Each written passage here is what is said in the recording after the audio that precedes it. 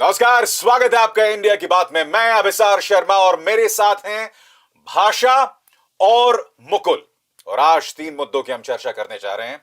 मुद्दा नंबर 1, अपनी कमियों को छुपाने के लिए आखिर प्रधानमंत्री कब तक देश के पहले प्रधानमंत्री नेहरू का सहारा लेंगे और राहुल गांधी पर हमला बोलते रहेंगे।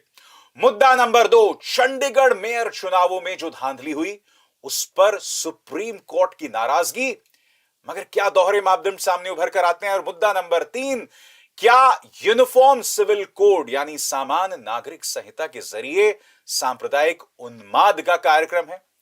इन तीनों मुद्दों की चर्चा करेंगे, मगर शुरुआत हम करना चाहेंगे राष्ट्रपति के अभिभाषण पर प्रधानमंत्री नरेंद्र मोदी का जवाब। और यही ना भूलें, इसी हफ्ते आडवाणी को भारत रत्न भी दिया गया। प्रधानमंत्री ने भाषण में वही पुराना राग अलापा। ऐसा लगता है कि अपनी राजनीति के लिए उन्हें नेहरू की बैसाखियों की जरूरत है। राहुल गांधी का मजाक उड़ाते हैं, मगर राज्यसभा और लोकसभा दोनों जगह उसका जिक्र करते हैं। मगर सबसे शॉकिंग बात, नेहरू की आलोचना कीजिए और होनी भी चाहिए, मगर आधे अधूरे ज्ञान के साथ। ऐसा क्यों? क्या है इस मुद्दे का पंच? शुरुआत करेंगी भाषा। अभिसार, एक बात साफ लगती है कि पिछले 10 साल से शासन है मोदी जी का, और वह लगता है कि अभी भी हीन भावना से ग्रस्त दिखाई देते हैं, क्योंकि बार बार पहले प्रधानमंत्री पे निशाना, मानो अपना कुछ है ही नहीं उनको बताने के लिए कि उन्होंने क्या किया। नेहरू जी के नाम पर देश का निर्माण है और उसकी विरासत को वो काउंटर करना चाहते हैं। काउंटर अपने काम से नहीं, सिर्फ आधी अधूरी जानकारी और भ्रामक जानकारी के जरिए वो प्रचार करते हैं अपना। अभिसार, क्या है इस पे आपका पंच?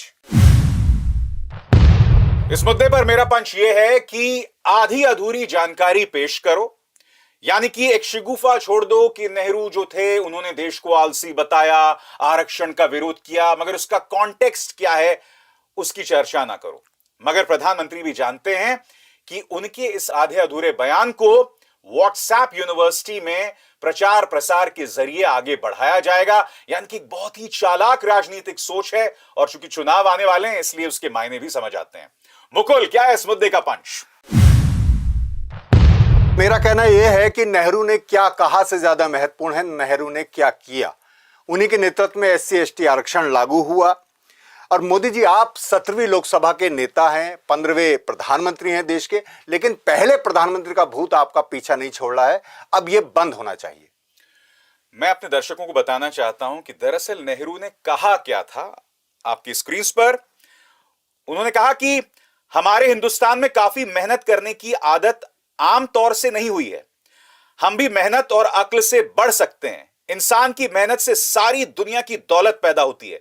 जमीन पर किसान काम करता है या कारखाने में कारीगर, उनसे काम चलता है। पंडित नेहरू एक स्टेट्समैन थे, उन्हें चाचा नेहरू कहा जाता था। और मैं ये कह रहा हूं, अगर उन्होंने आलसी कहा भी, जो कि उन्होंने नहीं कहा, तो एक स्टेट्समैन होने के नाते, एक वरिष्ठ होने के नाते उन्हें यह अधिकार है कि वो देश की जनता को एक आईना दिखाएं। और ये वो व्यक्ति है भाषा, क्योंकि वो भी चाहते तो धार्मिक उन्माद में देश को उलझा सकते थे, मगर उन्होंने एक वैज्ञानिक सोच के जरिए जनता को इन्वॉल्व किया। सबसे बड़ी बात, देश का प्रधानमंत्री पहले प्रधानमंत्री के बयानों को आधा अधूरा पेश कर रहा है और इस बात को लेकर थोड़ी सी भी हिचक नहीं है। देखिए, मुझे लगता है कि असल में दिक्कत यह है कि एक तो हीन भावना कि नेहरू का जो स्ट्रेचर है देश में और दुनिया में वो इतना अधिक है कि मोदी जी का जितना भी प्रचार तंत्र है पिछले 10 सालों में वो उसे काउंटर नहीं कर पाया। अंतर्राष्ट्रीय स्तर पे नेहरू का जो मकाम है, इसी तरह से गांधी का जो मकाम है, और उससे भी बड़ी बात अभिसार, इनके पास अपना क्लेम करने के लिए नहीं। भाई, आप अतीत पर क्यों गोले चला रहे हैं? आप अपना बताइए ना। नेहरू को जो करना था वो करके चले गए, देश के पहले प्रधानमंत्री थे, आजादी दिलाई, आजादी के बाद एक सिस्टम सेटअप किया, उस सिस्टम की बदौलत ही आज IITs हैं, आज तमाम बांध हैं, तमाम देश में जितने वैज्ञानिक प्रयोग हुए उनकी एक जमीन नेहरू ने पैदा की। और उस समय भी आलोचना होती थी नेहरू की, लेकिन 75 साल आजादी के 75 साल हो चुके हैं और आज भी आप रोना रो रहे हैं कि नेहरू की वजह से ये हुआ। लेह लद्दाख नेहरू की वजह से हुआ, गृह मंत्री के हिसाब से सब कुछ हुआ गड़बड़ इसलिए कि नेहरू थे। आप अपना बताइए मोदी जी कि पिछले 10 सालों में आपने क्या किया। हर बार अतीत पर गोले मत चलाइए, नहीं तो भविष्य आपके ऊपर भी गोले भाषा चलाएगा। देखिए, ऐसा है, अगर आप इतिहास की चर्चा करेंगे तो देश की जनता ने यह भी देखा है कि भाई इतिहास में कौन सी पॉलिटिकल पार्टी मुस्लिम लीग के साथ सिंध और बंगाल में सरकार बना रही थी, इतिहास में कौन सी वो राजनीतिक इकाई थी जो कि भारत छोड़ो आंदोलन में शिरकत नहीं कर रही थी, कौन से वो महान नेता थे जिन्होंने अंग्रेजों को दर्जन भर खत जो है माफी के अपॉलॉजी के लिखे। तो ये तमाम चीजें, और कौन वो लोग हैं जिन्होंने भारत का तिरंगा नहीं लगाया। बिल्कुल 52 साल तक। मैं आपसे यहां पूछना चाहता हूं, अब जैसे आरक्षण की बात करना, ये एक नया शगुफा छोड़ दिया कि नेहरू आरक्षण विरोधी थे। मैं एक बहुत सीधी सी बात कहता हूं, 1950 में आरक्षण आया, 10 साल के लिए आया। 56 में अंबेडकर साहब का निधन हो गया। 61 में दोबारा उसे जब रिन्यू किया गया तब नेहरू ही प्रधानमंत्री थे। अब ये बुनियादी तो 2 तरह के आरक्षण आए थे, एक शैक्षिक और नौकरी वाला और एक राजनीतिक। राजनीतिक 10-10 साल बढ़ता गया। मेरा कहना यह है कि पहली बात आलसी वाले शब्द उन्होंने कहा नहीं, और ये सच्चाई भारतीय अपर वर्ग को, जो सवर्ण क्लास, उसे माननी चाहिए, क्योंकि हमने यहाँ मेहनत का काम कुछ ही वर्गों पर, कुछ ही जातियों पर सौंप दिया था। एक बड़ा वर्ग जो ब्राह्मणवादी व्यवस्था के तहत फल फूल रहा था, वो वाकई में कम मेहनत करता था। तो उसमें अगर आईना दिखाना, और जापान, रशिया, अमेरिका की तुलना में, तो ये आज भी सच है। एक बात। दूसरी बात ये कि बड़ी लकीर को छोटा करने के लिए उसे काटना नहीं होता, उससे बड़ी लकीर खींचनी होती है।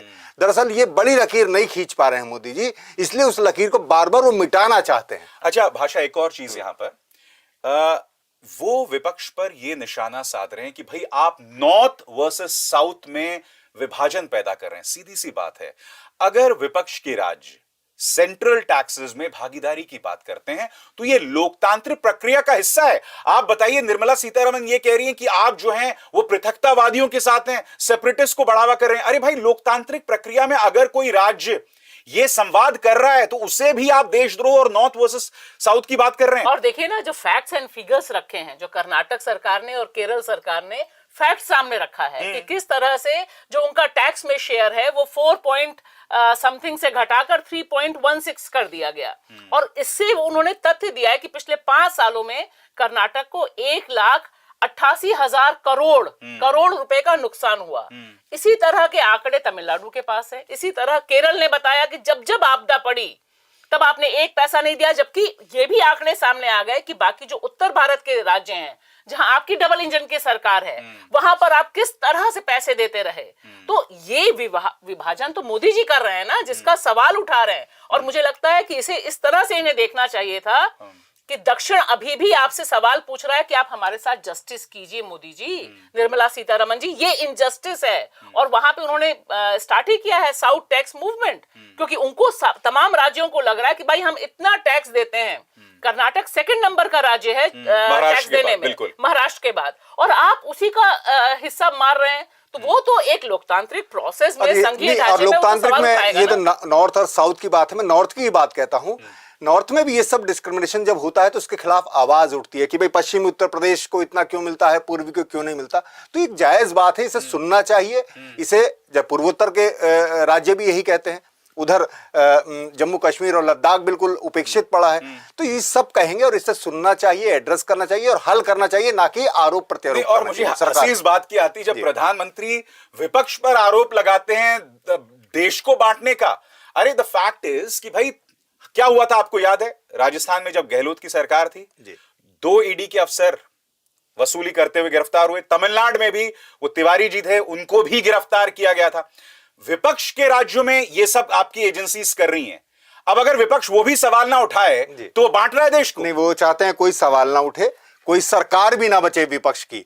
पूरा मुद्दा पूरा यही है, इसलिए उनका पैसा रोका जा रहा है, उनके खिलाफ कार्रवाइयां हो रही हैं कि विपक्ष विहीन भारत चाहिए। और देखिए ना, तमिलनाडु, बाकी ये तो राज्य साउथ के हुए, पश्चिम बंगाल को कहां रखेंगे? जब पश्चिम बंगाल ने तथ्य सामने रखा कि आपने मनरेगा का पैसा रोका हुआ है, लाखों मजदूरों की मजदूरी रोकी हुई है। क्यों? क्योंकि आप ममता बनर्जी को पसंद नहीं करते। तो मुझे लगता है मोदी जी को ये समझना चाहिए कि वो दरअसल देश के प्रधानमंत्री हैं, सिर्फ गुजरात या उत्तर भारत के प्रधानमंत्री नहीं है। नहीं, उत्तर भारत भी नहीं है, वो बीजेपी के प्रधानमंत्री अपने आप को साबित कर रहे हैं। जिस तरह का वो, चाहे चुनावी भाषण हो, चाहे वो संसद का भाषण हो, वो केवल बीजेपी के पता, एक आपने नेता जो के तौर जिक्र पर किया अपने आप को संसद पेश के किया। भाषण का जी। यहाँ पर मुकुल, मैं नहीं भूला हूं लोकसभा के जो सभापति थे ओम बिरला साहब, जब गौरव गोगोई अपना भाषण दे रहे थे, राष्ट्रपति के अभिभाषण पर फोकस कीजिए, उन्हें रोक रहे थे बार जी। बार।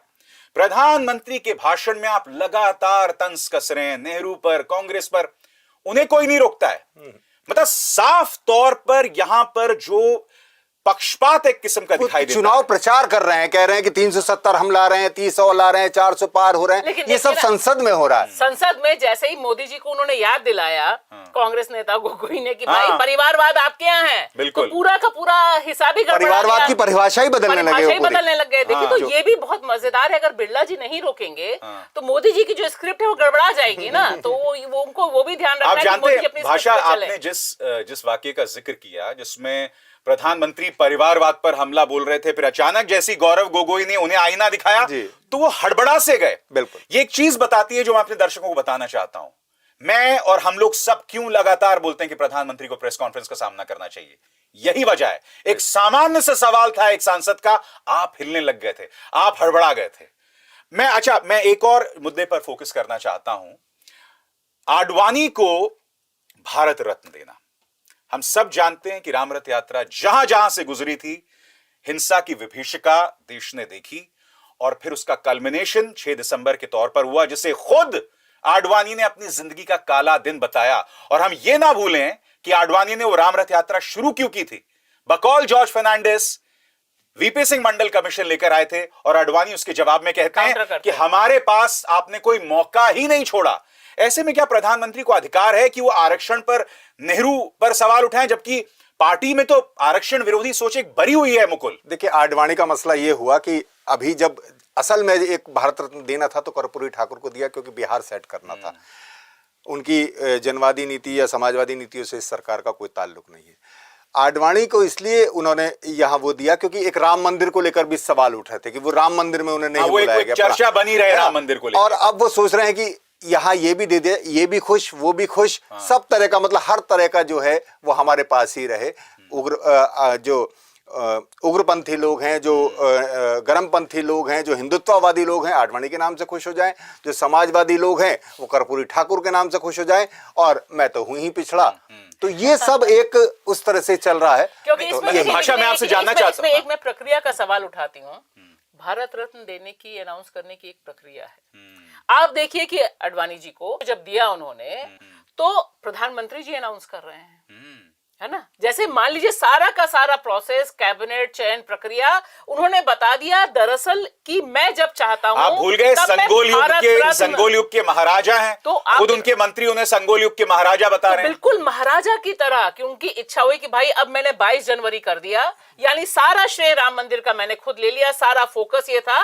और इसके साथ साथ ये भी श्रेय मेरे पास जाएगा कि मैंने रथ यात्रा को भी सम्मानित कर दिया, कार सेवकों को मैं पहले सम्मानित कर चुका था।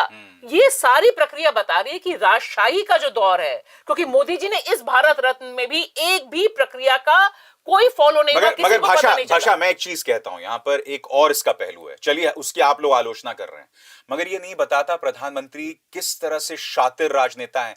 वो लगातार नए नए वोट बैंक टटोलते रहते हैं। राहुल गांधी अपने हर स्पीच में जातीय जनगणना की बात कर रहे हैं, और वो पूरे कॉन्विक्शन के साथ भी नहीं कहते हैं। आपको नहीं लग रहा है ये उनकी शातिर, प्रधानमंत्री मोदी की एक राजनीतिक सोच भी बताती है, जिसकी वजह से भाजपा का वोट बैंक भी लगातार बढ़ रहा है। भाई अब मान लीजिए प्रधानमंत्री जी को उसी पार्लियामेंट में कहना पड़ा कि मैं सबसे बड़ा ओबीसी हूं, तो ये दिखा रहा है कि वो, और ये जो आरक्षण पे नेहरू को लेकर आए हैं, ये भी जातीय जनगणना का डर ही है। देखिए मेरा मानना है कि वो एक डिफेंसिव मोड में भी जा रहे हैं, क्योंकि उनको लग रहा है कि फाइनली उन्हें एक अपर कास्ट मनुवादी लीडर के तौर पे देखा जा रहा है, इसलिए वो ओबीसी का कोट पहन लेते हैं, इसलिए वो आरक्षण की बात करते हैं, क्योंकि वो किसी को भी 2024 यानी साम दाम दंड भेद, कोई नियम नहीं, संगोल युग के महाराजा की तरह ऑपरेट कर। और इसी से जुड़ा है हमारा दूसरा मुद्दा। 2024 के लोकसभा चुनाव आ रहे हैं, और उसका एक हल्की सी, हम जिसे कहते हैं ना, ट्रेलर हमने देखा। चंडीगढ़ मेयर चुनावों में जिस तरह की धांधली हुई, उस पर सुप्रीम कोर्ट नाराज हुआ, उग्र हुआ, इसे लोकतंत्र की हत्या तक बता दिया chief justice of India D Y Chandrachud ने। मगर जब विपक्ष के नेता उनके सामने जाते हैं राहत के लिए, तब मामले को या तो हाईकोर्ट भेज दिया जाता है, या वहां पर दोहरे मापदंड साफ तौर पर दिखाई देते हैं। क्या है इस मुद्दे का पंच, बताएंगे मुकुल। मेरा कहना है कि चंडीगढ़ चुनाव का सबक यही है कि बात अब ईवीएम और बैलेट पेपर से आगे जा चुकी है। सरकारें हमारे सामने ही चुनी हुई सरकारें गिराई जा रही हैं, तो इसलिए अब संकट बड़ा है। और सुप्रीम कोर्ट ने इसे लोकतंत्र का मजाक और हत्या कहा, वो शायद इससे पहले अगर ये टिप्पणी करता और ऑब्जर्वेशन के अलावा अगर वो फैसले भी दे, तो मुझे लगता है कि लोकतंत्र में विश्वास वापस लौट सकता है। भाषा, क्या है इस मुद्दे का पंच? देखिए, मेरा मानना साफ है कि चंडीगढ़ इतना खुला खेल फर्रुखाबादी था कि इसे इग्नोर करना असंभव था मिलॉर्ड के लिए भी। हम सब मान रहे थे कि मिलॉर्ड इतनी बड़ी हत्या हुई है तो हत्यारों को सजा तो दीजिए, कम से कम एक निर्णायक फैसला हो ताकि पता चले कि इस तरह से लोकतंत्र के साथ खिलवाड़ करने वालों को आप छोड़ते नहीं है, टाइम नहीं देते। लेकिन हेमंत सोरेन वाला जो मामला हुआ, आप देखिए कि वहां पर कहीं से भी कोई न्याय मिलने की उम्मीद भी दिखाई नहीं दी। अभिसार, क्या है इस पे आपका पंच? इस मुद्दे पर मेरा पंच ये है कि ये एक ऐसा मुद्दा था जिससे अंतर्राष्ट्रीय बदनामी मिली, ख्याति नहीं बदनामी मिली। हर जगह उस वीडियो को दिखाया गया, मगर आपने देखा इस मुद्दे को लेकर जिस तरह से भाजपा को कटघरे में रखना चाहिए था, नहीं रखा गया। उल्टा मैंने देखा मीडिया के कई गुल्लू और कालू अनिल मसीह, वो जो प्रिजाइडिंग ऑफिसर है, उसके काम को जायज ठहरा रहे थे। देखिए, इसने ऐसा कुछ नहीं किया। ये एक अजीब और गरीब, हम जिसे कहते हैं ना कि कल्पना से भी विचित्र भारत में हम रह रहे हैं। चंडीगढ़ के मेयर चुनावों में जो हमने देखा, भाषा, क्या सीधी सी बात, क्या ये एक तरह से ट्रेलर है 2024 के लोकसभा चुनावों के लिए, जो कि भाजपा के लिए इतना महत्वपूर्ण है? और जब आंखों के सामने, कैमरे के सामने ये हो रहा है, तो सोचिए पैरामिलिट्री फोर्सेस की प्रोटेक्शन में जो ईवीएम्स बंद हैं, उसके बारे में तो आशंकाएं फिर मन में बनी रहती है ना। नहीं, और आशंकाओं का बहुत तगड़ा आधार है कि यहाँ पे तो सीसीटीवी कैमरा है और जो बंदा बैठा हुआ है और साइन कर रहा है बैलेट्स को, चुने हुए बैलेट्स को नल एंड वॉइड बताने की कोशिश कर रहा है, उसे पता है कि वो निगरानी में है। कितना तगड़ा दबाव और कमिटमेंट है बीजेपी को जिताने का। मुझे लगता है अभिसार कि जब एक मेयर का चुनाव था, ये ना विधायक का चुनाव था, ना एमपी का चुनाव था, एक मेयर के चुनाव के लिए इतना बड़ा खेल खेला जा सकता है, सबके सामने खेला जा सकता है। तब आप सोचिए कि जो ईवीएम को लेकर सवाल उठ रहे हैं, और जिस तरह से हमने देखा कि ईवीएम बनाने वाली कंपनी में 5 डायरेक्टर्स बीजेपी के पदाधिकारी होते हैं, ये सब कुछ एक और नहीं, मैं इसमें एक चीज जोड़ूं। नहीं, मैं एक मिनट, क्योंकि उन्होंने ईवीएम का जिक्र किया, उसी से जुड़ा मेरा आपसे सवाल है। मैं ईवीएम वाले मुद्दे को बाद में ले जाना चाहता, पर भाषा ने उसका यहां जिक्र कर दिया। देखिए, ईवीएम को लेकर चुनाव आयोग संवाद तक नहीं करने को तैयार है विपक्ष के साथ। विपक्ष क्या कह रहा है भाई, वीवीपैट जो है उसको लेकर पारदर्शिता हो, आप वीवीपैट दीजिए वोटर को, वोटर उसे बॉक्स में डाले, और अगर विवाद की स्थिति हो तो उसे गिना जाए। ये तक मानने को तैयार नहीं है। जैसे भाषा ने कहा, भारत इलेक्ट्रॉनिक्स लिमिटेड में 5 भाजपाइयों की मौजूदगी। जी, मैं इसमें यही बात जोड़ना चाह रहा था कि बात अब ईवीएम और बैलेट पेपर से आगे जा चुकी है, जब चुनी हुई सरकार ही गिराई जा रही है। तो मेरा कहना यही है कि ईवीएम पर तो कोई वैसे शुरू में सवाल नहीं था कि वो एक इंडिपेंडेंट मशीन है, लेकिन वीवीपैट जुड़ने पर उसमें सवाल जुड़े, आशंकाएं जुड़ी, लेकिन उसे भी एड्रेस नहीं किया गया। अब बैलेट पेपर की बात हो रही है। बैलेट पेपर जब 36 वोटों के साथ, ये सब गड़बड़ हो सकता है। और मेन बात है कि आप पीठासीन अधिकारी को दोषी बता रहे हैं, लेकिन लाभार्थी कौन है? बिल्कुल, लाभार्थी कौन है, इसका लाभ किसे मिला है? वो, क्योंकि सारी एजेंसी जो कार्रवाई कर रही है किसी भी केस में, किसी भी राज्य में, वो लाभार्थी ढूंढ रहे हैं कि इसका लाभार्थी कौन। तो लाभार्थी को ही पकड़ना चाहिए था और उस पर ही वहां तक कहां जाएंगे। भाषा, मैं यहां पर एक और चीज कह रहा हूं। देखिए, किसी चीफ जस्टिस ऑफ इंडिया का ये इस्तेमाल करना कि ये लोकतंत्र की हत्या है, मगर मैं कह रहा हूं कि जो पूरी प्रक्रिया इस वक्त चल रही है, देखिए chief justice of India master of rosters में है, ये मुद्दे भी उठाए जा रहे हैं कि किस तरह से पॉलिटिकली सेंसिटिव केस एक ही जज के पास क्यों जाते हैं। हेमंत सोरेन को आप राहत नहीं देते हैं, जबकि उन्हीं पैमानों पर आप किसी अर्नब गोस्वामी को, किसी न्यूज 18 के पत्रकार को आप राहत देते हैं। तो ये भी हमारे जहन में सवाल है। एक चीज को आप लोकतंत्र की हत्या बताते हैं और दूसरी तरफ ये तमाम चीजें भी हो रही हैं। क्या ये सवाल उठाना गलत है? नहीं, और मुझे लगता है ये सवाल अगर हम और आप नहीं उठाएंगे अभिसार, तो ये सवाल उठाएगा कौन? क्योंकि ये जो इस समय हो रहा है, ये कोई पर्दे के पीछे भी नहीं है। क्योंकि अब लोग न्यायपालिका ही इकलौता आपके पास ऐसा खंबा बचा है जहां पे आप न्याय के लिए जाते हैं।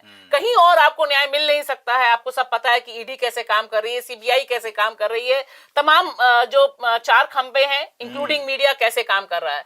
ऐसे में मुझे लगता है इतना बड़ा शब्द इस्तेमाल करने के बाद, जब चीफ जस्टिस ऑफ इंडिया कह रहे हैं लोकतंत्र की हत्या, मर्डर ऑफ डेमोक्रेसी बहुत बड़ा टर्म है, तब उन्हें इस मर्डर को एग्जीक्यूट करने वालों को पर कार्रवाई करनी चाहिए थी ताकि एक मैसेज जाए।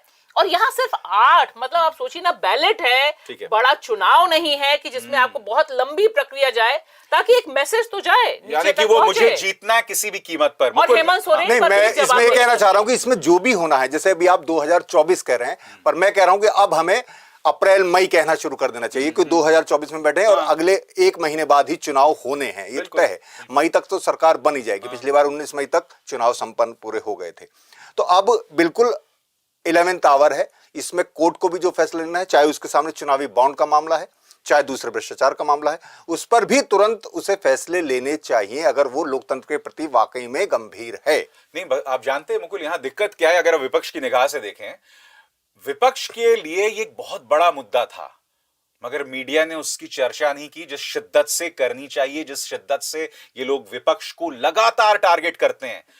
आप कह रहे हैं वक्त बचा है, ये तमाम मुद्दे हमारे सामने हैं, मैंने जो उसी दिन खड़े हैं। जी, मैंने उसी दिन टीवी खोलकर देखा जब चंडीगढ़ मेयर का ये आया, सब कोर्ट ने कहा लोकतंत्र की हत्या, तो मैंने सोचा इस पर डिबेट हो रही होगी, लेकिन वहां 400 पार मोदी जी का भाषण चला था 10 बजे का, 9 बजे का प्राइम टाइम। मैंने कहा यार, ये मुद्दा जो इतना महत्वपूर्ण था, जिस पर कोर्ट ने इतनी बड़ी टिप्पणी की, अगर यही किसी कांग्रेस के लिए टिप्पणी हो जाती तो मुझे लगता है कि बवाल मच जाता। मैं अपने इग्नोर कर रहा, मुझे लगता है कि आज के दौर में चंडीगढ़ यह भी बताता है कि सारी चीजों पे आप कोई कलर नहीं पोत सकते या उसे छुपा नहीं सकते।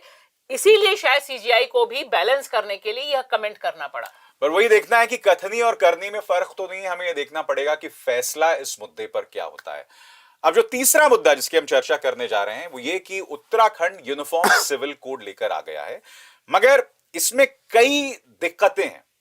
मसलन अगर आप किसी के साथ लिव इन रिलेशनशिप कर रहे हैं, यानी कि दो जिसे कहते हैं लोग, पुरुष और औरत जो हैं साथ रह रहे हैं, तो आपको इसकी जानकारी देनी पड़ेगी। अगर आप जानकारी नहीं देंगे तो आप जेल भी जा सकते हैं, यानी कि आपकी अपनी आजादी पर अंकुश। मगर बड़ा सवाल यह कि क्या इसके जरिए सांप्रदायिक उन्माद भी बढ़ाया जा रहा है? क्या इस मुद्दे का पंच? बताएं मुकुल।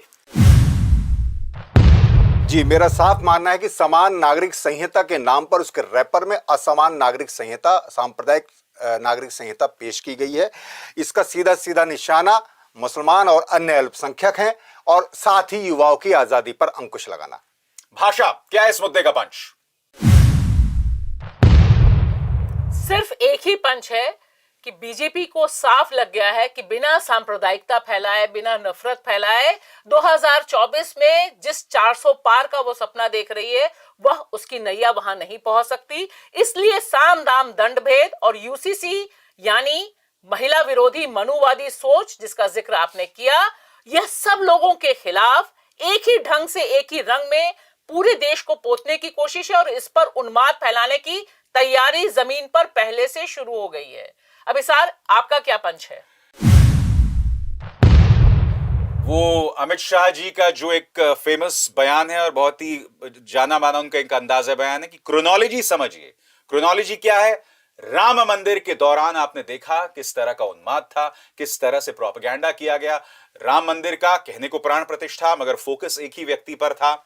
उसके बाद अब यूनिफॉर्म सिविल कोड, अब कुछ दिनों बाद सीएए को लेकर माहौल गर्म किया जाएगा। यानी कि भारतीय जनता पार्टी की सोच बिल्कुल साफ है। जिन मुद्दों के जरिए समाज में बंटवारा पैदा हो, जिनके जरिए समाज में एक तरह से असंतोष पैदा हो, उन्हें जो है आगे बढ़ाया जाए। प्रचार तंत्र साथ दे रहा है, मीडिया साथ दे रहा है और फिर जीत जो है वो पक्की दिखाई देती है।